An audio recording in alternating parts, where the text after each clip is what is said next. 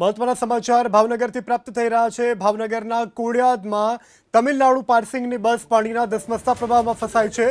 ભાવનગરથી સમાચાર ભાવનગરના કોડિયાદ પાસે પાણીમાં ખાબકી છે આ બસને લઈ અને હાલ જે રાહત અને બચાવની કામગીરી છે તે પૂરજોશમાં કરવામાં આવી રહી છે। ધસમસતા પાણીમાંથી પસાર થતા આ બસ કે જે પાણીના વહેણમાં ફસાઈ ગઈ છે, તમિલનાડુ પાર્સિંગની આ બસ। વધુ વિગત સાથે સંવાદદાતા પાર્થ આપણી સાથે લાઈવ જોડાઈ ગયા છે। પાર્થ, હાલ રાહત અને બચાવની કામગીરી કરવામાં આવી રહી છે, કયા કયા અધિકારીઓ ઘટના સ્થળ ઉપર છે, શું વધુ વિગત? જે ચોક્કસથી જણાવી દઉં કે આજે સાંજના સમયે જે તમિલનાડુ પાર્સિંગની જે બસ હતી કે કોળિયાક નિષ્કલંક મહાદેવના દર્શનાર્થે આવી હતી, પરંતુ અચાનક જ આ જે નજીકનો પુલ આવેલો છે કે જે પુલની અંદર આ જે બસ છે તેમનો ગરકાવ થયો હતો અને હાલ ભાવનગરની રેસ્ક્યુ વિભાગની ટીમ છે તેમના દ્વારા રેસ્ક્યુ કરવામાં આવી રહ્યો છે। જોકે રેસ્ક્યુ વિભાગની ટીમને પણ ભારે મુશ્કેલી પડી રહી છે, કારણ કે આ જે બસ છે તે પુલની વચ્ચોવચ ફસાઈ છે। હાલ ધસમસતો પ્રવાહ પણ જોઈ શકાય છે। ભાવનગર તળાજાની રેસ્ક્યુ વિભાગની ટીમ છે તેમના દ્વારા રેસ્ક્યુ કરવામાં આવી રહ્યો છે।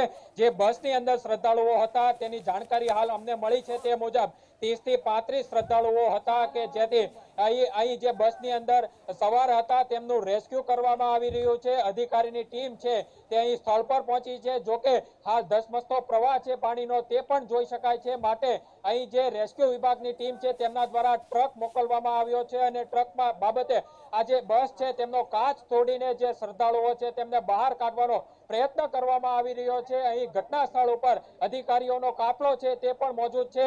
હાલ આ બસના દ્રશ્યો જોઈ શકો છો કે બસ છે તે અડધી પાણીની અંદર ગરકાવ થઈ ચૂકી છે, પાણીની અંદર ફસાઈ ચૂકી છે। અનેક શ્રદ્ધાળુઓ છે તેમને બહાર કાઢવાનો પ્રયત્ન કરવામાં આવી રહ્યો છે।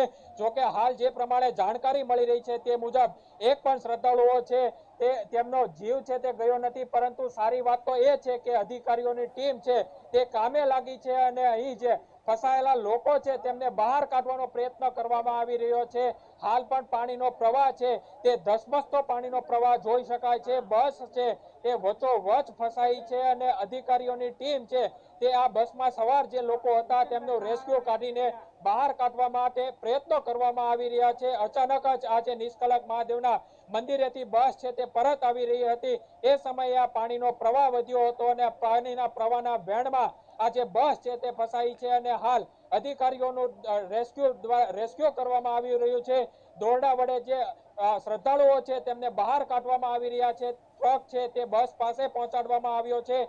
આ જે નાળું છે ત્યાં પાણીનો પ્રવાહ ભારે વરસાદના કારણે આવી ચૂક્યો છે। ભાવનગર જિલ્લામાં જે પ્રમાણે સાર્વત્રિક વરસાદ થયો છે તેના કારણે આ જે પાણીનો પ્રવાહ છે તે વધ્યો છે, જેને લઈને હાલ અધિકારીઓ દ્વારા આ જે બસ છે તે ફસાઈ છે તેમનું રેસ્ક્યુ કરવામાં આવી રહ્યું છે। જોકે હાલ દ્રશ્યોની અંદર પણ જોઈ શકાય છે કે બસ છે તે અડધી પાણીની અંદર ગરકાવ થઈ ચૂકી છે।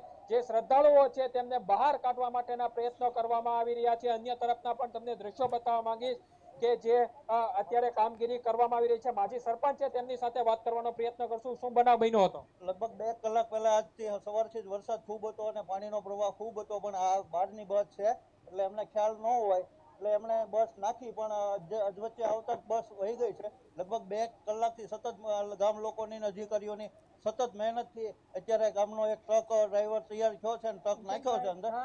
હુસેનભાઈ મુસ્લિમ છે પોતે, પણ છતાંય કે લોકોની જાન બચતી હોય તો હું મારો જીગર કરીને ટ્રક નાખું છું, એટલે એમણે ટ્રક નાખ્યો છે ને એના લોકલ 7 થી 8 લોકો અત્યારે કાઢી રહ્યા છે। બસમાં કેટલા લોકો સવાર હતા એવી જાણકારી મળી? 56 જણાનું કે છે, પણ હવે અત્યારે અંદર તો ખ્યાલ ન હોય, પાકો તો ખ્યાલ ન આવે સાહેબ।